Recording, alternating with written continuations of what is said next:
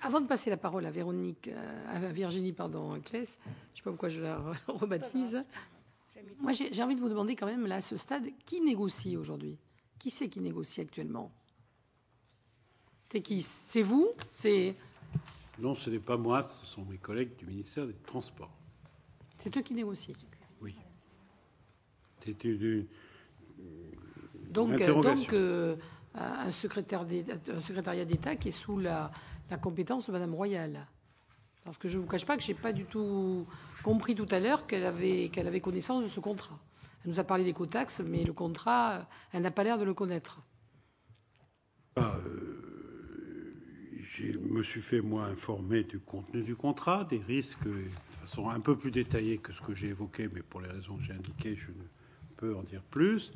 Il est bien évident que, s'agissant de sommes de cette importance, le secrétariat d'État au budget et plus généralement le ministère des Finances n'est pas complètement étranger à ce qui pourrait se décider chez nos collègues d'un autre ministère. Et vu le volume et l'ampleur de cette affaire, j'imagine pas, je sais que l'affaire sera aussi traitée par des étages encore plus supérieurs aux nôtres. Merci de votre réponse. Alors, Virginie, pardon. Tu as la parole. Merci, Monsieur le Ministre, de ce propos liminaire très clair. Certes, vous n'êtes pas arrivé avant que le contrat ne soit signé et même l'écotaxe suspendu.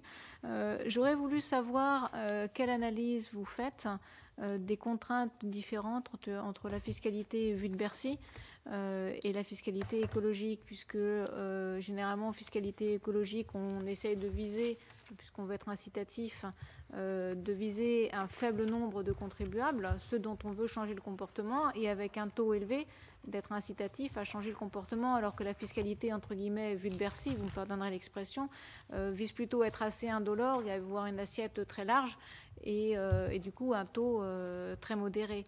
Donc il y a ces deux approches. Donc dans le cas précis de l'écotaxe, quelle analyse faites-vous de ces approches et de cette taxe qui est une taxe écologique, point d'interrogation, ou douanière, deuxième point d'interrogation? Bon, c'est évidemment toujours un peu des deux ou des trois, puisque vous évoquez une question douanière.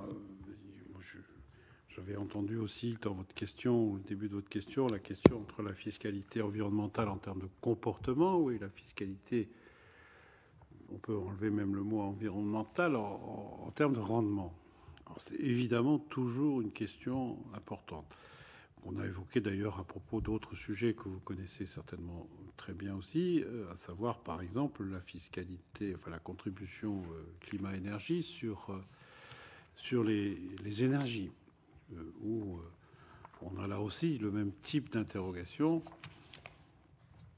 sachant que la décision qui a été prise, qui n'est d'ailleurs, il faut le dire, pas neutre, puisque ce qui a été posé, une toute petite parenthèse sur la fiscalité sur les énergies en ce qui concerne la contribution climat-énergie, et certes pèsera peu cette année, mais pèsera, suivant la trajectoire qui a été décidée, je crois, sur 3 ans, de façon plus significative en 2015 et en 2016. On connaît d'ailleurs le but de ce financement, mais ne nous égarons pas trop.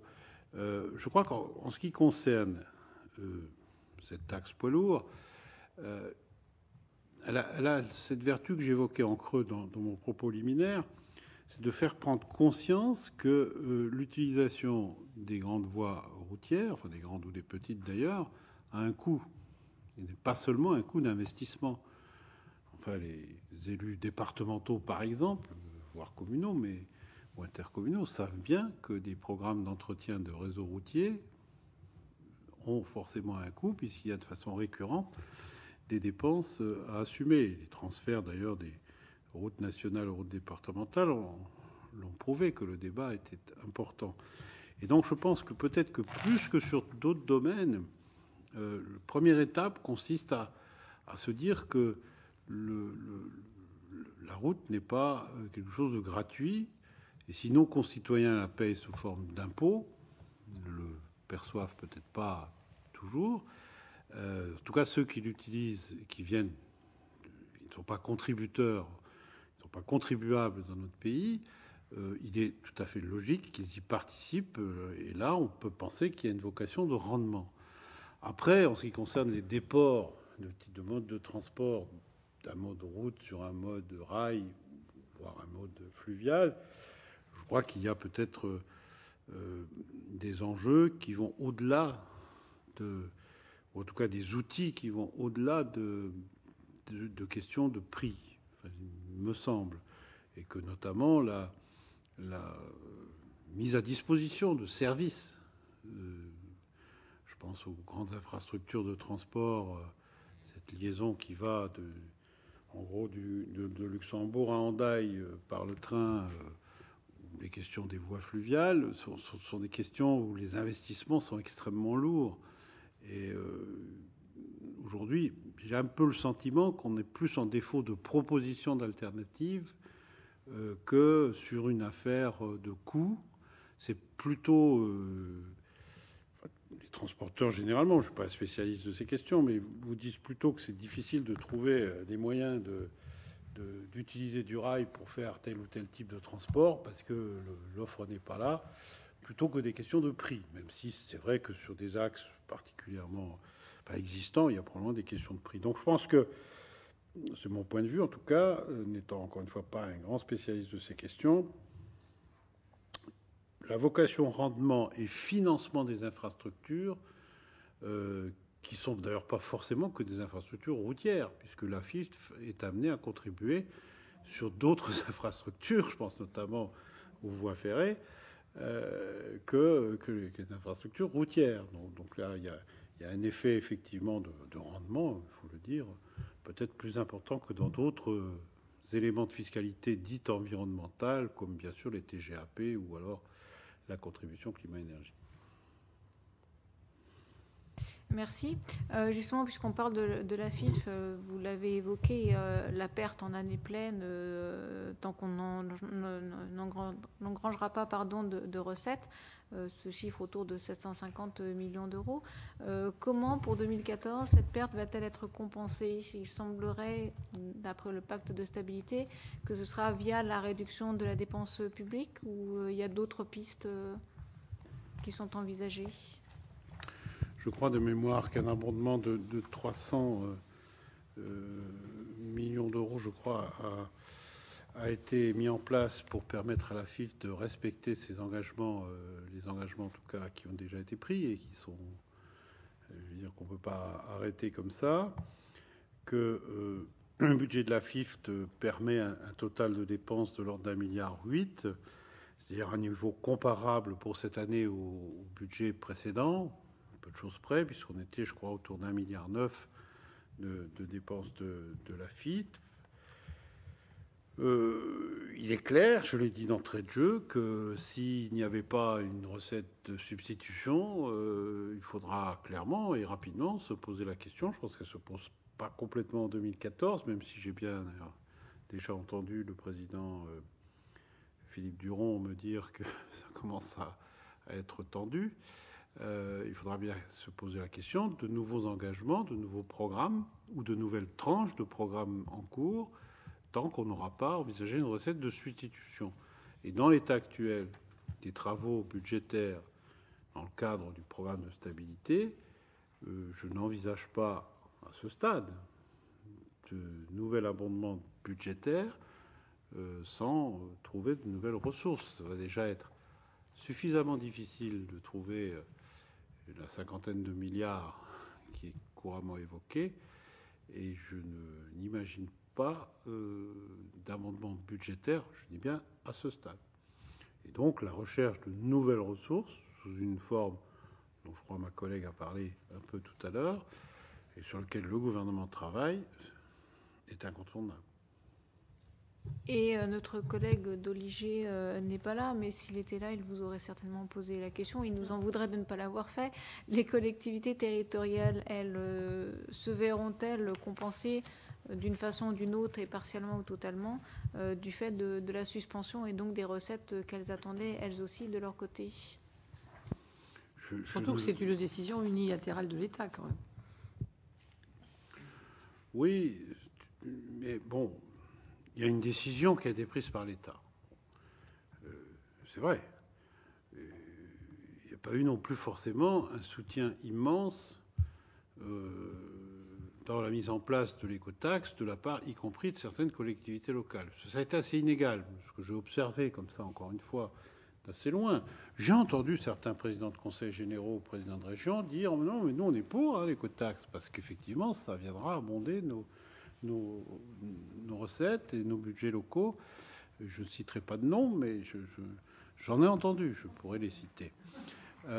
Par contre, j'en ai entendu d'autres qui se sont joints au mouvement protestataire sans beaucoup de retenue et qui aujourd'hui nous posent la question de savoir mais l'argent qu'on devait avoir, finalement, vous n'allez pas nous le donner. Voilà. Donc la question pour les collectivités locales me semble être un peu du même. Là, je sors du cadre purement juridique et factuel, mais il y a quand même des éléments politiques très forts dans ce dossier. Je le dis sans acrimonie ni passion excessive. Un principe qui a été adopté à la quasi-unanimité des membres du Parlement, qui ensuite se voit opposer des mouvements de résistance. Alors sur le terrain, on peut le comprendre, relayé quand même parfois par d'assez nombreux élus parfois importants, voire même de parlementaires, ça interpelle quand même quelque part. Et donc la question de la substitution des recettes prévues pour les collectivités locales se pose dans les mêmes termes que pour la FIF. C'est-à-dire s'il y a des recettes complémentaires de substitution sous une forme ou sous une autre, il faudra que le débat ait lieu pour savoir si ces recettes sont réservées à la FIF ou alors si elles reprennent des modes de répartition comme celles qui étaient envisagées dans le cadre de l'écotaxe. Permettez-moi de vous titiller un tout petit peu quand même sur la base juridique. Parce que le gouvernement, quand même, on peut se demander sur quelle base il peut suspendre une taxe qui a été votée par le Parlement, quand même, juridiquement. Oui, je vous l'accorde.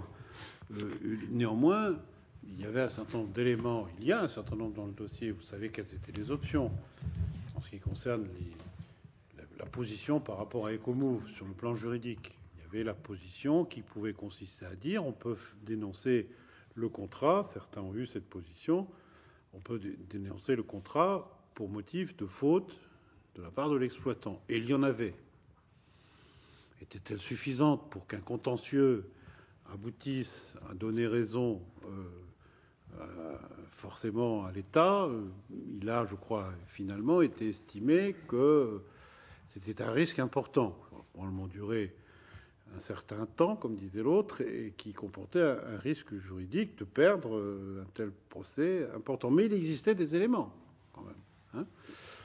L'autre voie, celle qui a été retenue, c'est d'avoir effectivement une discussion sous une forme adaptée, une discussion pour voir comment on peut sortir par le haut, ce qui pose bien sûr la question de l'argent, on l'a évoqué, ce qui pose aussi la question des personnels, pas toujours évoqué, mais il y a une partie humaine, enfin, vous l'avez évoqué d'ailleurs, parce que vous avez parlé d'un éventuel plan social.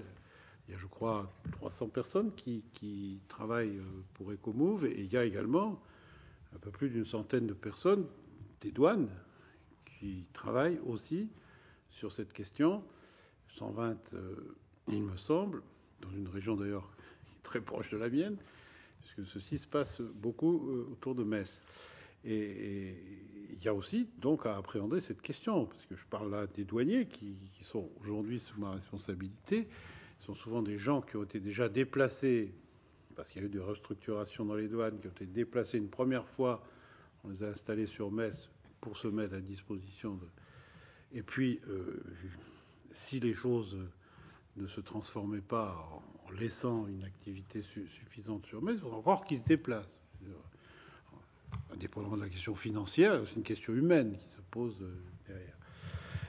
Et puis le plan social. Donc, je crois savoir qu'il n'existe pas actuellement de risque à court terme, puisque vous l'avez posé en ces termes, mais ça mériterait d'être confirmé, de risque à court terme que la société Ecomove soit mise dans une difficulté incommensurable par rapport à sa capacité ou non de rembourser.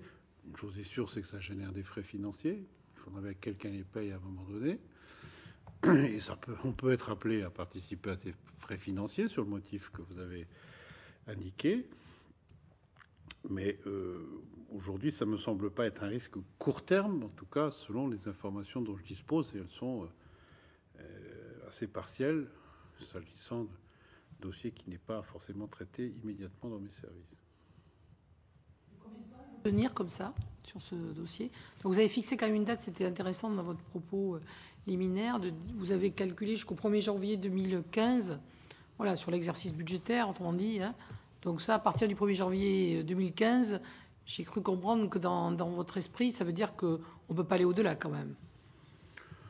Oui, je crois que quand on est devant une telle difficulté qui implique des sommes importantes, qui implique l'avenir de quelques centaines aussi de salariés. Je les ai rencontrés d'ailleurs en partie quand j'étais parlementaire. Ils étaient venus me voir, j'étais pas loin de chez eux. Voilà, il y a des vies de famille en jeu, il y a des enjeux financiers majeurs. Je pense que le gouvernement serait bien inspiré, mais je plaiderais en ce sens, de prendre une décision politique assez rapide. Ils ont quand même le temps à chacun de prendre la mesure du dossier. Il y a des nouveaux ministres, un nouveau Premier ministre bien sûr, mais j'espère que la décision sera assez rapide. Si on s'engage dans des contentieux juridiques, s'agissant là vraiment d'une question très lourde, je crains que, en tout cas, ça n'attendra pas la fin des contentieux s'il devait y en avoir sur le plan juridique, parce que c'est nécessairement des choses qui vont durer des années. 800 millions dont vous nous avez parlé tout à l'heure, il n'y a pas de dommages à intérêts contentieux. C'est vraiment le calcul, l'application du contrat. A priori, oui, ce sont les indications qui m'ont été fournies. Je crois qu'on a pris en compte les différents étages que j'ai cités tout à l'heure dans les coûts. Et ça peut friser le milliard. Et ça peut aller plus loin s'il y avait un contentieux demandé par Ecomove. Il ne me semble pas forcément. Pas forcément. D'accord. Je pense que là, les 950 millions que j'évoquais sont la fourchette haute. D'accord. Je ne dis pas maximale, mais haute. Après, plus le temps passe et plus les frais financiers risquent aussi d'être lourds. Hein. Et puis, pour aller un peu dans le sens de ce que vous disiez tout à l'heure, au-delà même des frais financiers, il y a aussi la parole de l'État, je pense, qui compte dans ce dossier-là. Et le fait que ce qui se passe en France est regardé un peu dans toute l'Europe, y compris pour des futurs contrats, pour des sociétés dont certaines sont françaises, etc. etc. Donc je pense que c'est aussi des éventuels dommages collatéraux que vous n'avez pas manqué d'analyser.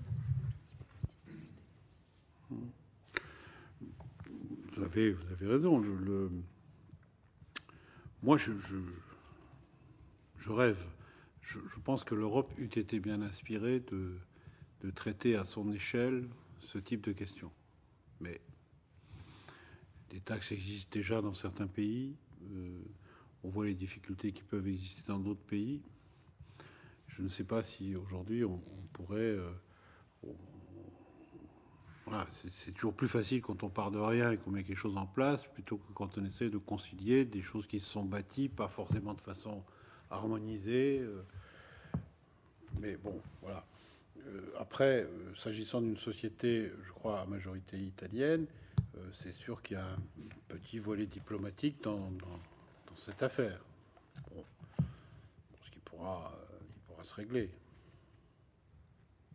Est-ce qu'on a réalisé, ou est-ce que vos services ou vous-même avez réalisé, enfin vous-même non, vos services ont réalisé une analyse aujourd'hui du coût global de ce qui a été payé par l'État français, hors les loyers ou autres qui auraient dû être payés mais qui n'ont pas été. Je pense là à la formation du personnel, à des éventuelles installations, recrutement notamment pour les douanes, etc. etc. Est-ce qu'on a une idée? Oui, on a un certain nombre d'éléments. Ces éléments portent sur l'ensemble des postes. Donc, vous avez évoqué l'immobilier, le fonctionnement, le personnel, l'informatique, le mobilier, les services de la DGDDI, en charge de la collecte du contrôle, etc., etc. Je peux vous adresser ces éléments par écrit, si vous voulez. Ce serait peut-être plus simple que de vous les citer. Mais on a effectivement des éléments financiers assez précis qui sont là, que je vous communiquerai à l'issue de notre entretien. Et qui inclut toute la phase de préparation et de suivi, notamment du PPP, dialogue compétitif, etc. Oui, ça démarre en 2012. Très bien. Ça démarre en 2012. Vous verrez, bon, il s'agit de sommes qui montent effectivement en charge. C'est pas neutre. On n'est pas à milliard. Là, on est parfois en dizaines de millions sur certains postes. D'accord, merci. Est-ce que par écrit aussi, moi je reviens sur ma question sur la base juridique, là, selon laquelle le gouvernement peut-il suspendre ou non une taxe votée par le gouvernement? C'est la première fois qu'on pose cette question.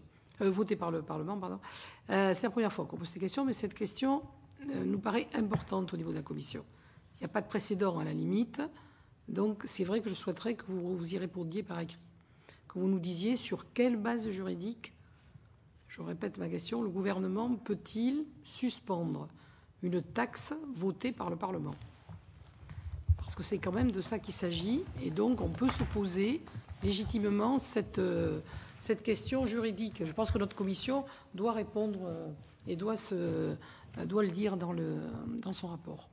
De même que, peut-être que vous préférez le faire par écrit, j'en sais rien, mais on aurait bien aimé que vous nous disiez aussi si de votre point de vue la MAP, qui c'est un service de Bercy quand même, bon, est-ce que la MAP a correctement agi de votre point de vue dans ce dossier?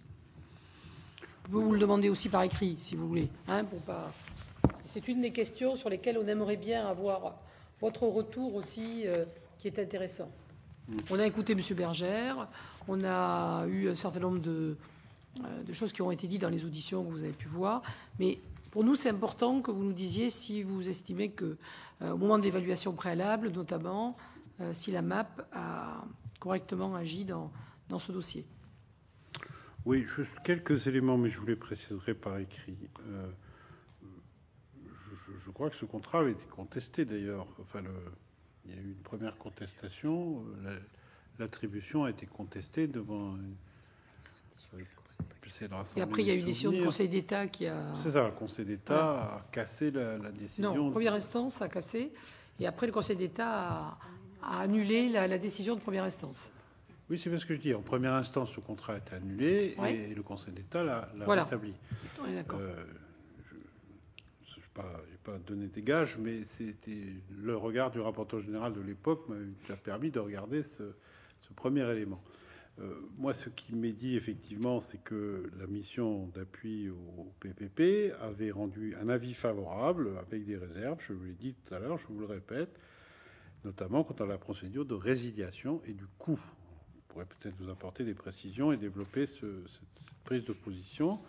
Quant à la suspension de la taxe, je crois que le point d'accroche, mais là encore, puisqu'il faut faire très attention à ce qu'on dit, le point d'accroche qu'on précisera par écrit peut relever d'une question d'ordre public, puisque le gouvernement est chargé de maintenir l'ordre public et qu'on peut penser qu'un certain nombre d'événements que vous connaissez tous, que nous connaissons tous, nécessitaient une décision afin de préserver l'ordre public qui pouvait se trouver menacé. Après, chacun appréciera le degré d'urgence. Et force est de constater néanmoins que la suspension de l'écotaxe a permis, peut-être pas de façon complètement immédiate, mais de façon assez rapide, de ramener, de mettre fin à un certain nombre de manifestations dont les débordements ne portent pas là de jugement. Je fais un constat, dont les conséquences en termes humains un peu, mais surtout en termes matériels, commençaient à atteindre des proportions importantes. Mais bon, je comprends très bien, et c'est pour ça que je voulais demander par écrit cette réponse, parce que c'est quand même un peu compliqué, mais moi je comprends qu'il y a eu une décision politique, mais je redis, de mon point de vue, il n'y a pas eu un acte juridique. Et donc, demain, vous avez une Monsieur manifestation devant le Sénat contre l'impôt sur le revenu, vous n'allez pas annuler l'impôt sur le revenu. Non, donc c'est pour ça que je crois qu'il faut quand même se poser cette question. Ou alors on va le faire tout de suite. Hein. Si vous en avez une toutes les semaines et que ça conduit quand même à... Non, je crois qu'il faut se poser la question, monsieur le ministre. Non, mais... c'est surtout, voilà, on me dit surtout si ça dure, mais je suis complètement d'accord d'insister là-dessus. Je pense qu'il faut se poser la question juridiquement. Et on le fait en toute... on ne vous demande pas, c'est pas pour vous mettre en difficulté, bien au contraire, parce que vous êtes le premier à qui on le demande. Et je m'en excuse auprès de vous. Voilà, vous êtes le premier, cette question sort maintenant. Mais c'est vrai. Non, mais c'est vrai. Et donc, voilà, donc ce n'est pas du tout pour vous mettre en difficulté, bien au contraire. La légitimité de votre question, vous la posez au nouveau secrétaire d'État au budget. Je pense que cette question relève d'un cadre plus large que la mission qui m'est confiée. Notamment lié aussi à la temporalité des choses. Je pense que vous avez l'occasion d'auditionner peut-être un certain nombre de ministres du gouvernement antérieur. On va terminer là parce que je ne veux surtout pas que vous soyez en retard tout à l'heure. Je serai orateur de mon groupe. J'avais juste, mais je ne ferai pas le mélange. J'avais quand même regardé que dans l'annexe 9 du programme de stabilité, il me semble qu'il est indiqué que la réduction de la dépense publique permettra de couvrir l'absence de produits de l'écotaxe. Mais je ne le dirai pas tout à l'heure dans les... Il me semble que c'est marqué dans l'annexe 9. Voilà. Mais écoutez, c'est à vérifier. Je ne le dirai pas tout à l'heure. Donc, je ne vous mettrai pas en difficulté. Mais il faudra quand même regarder ça. Il me semble que c'est écrit comme ça. Voilà.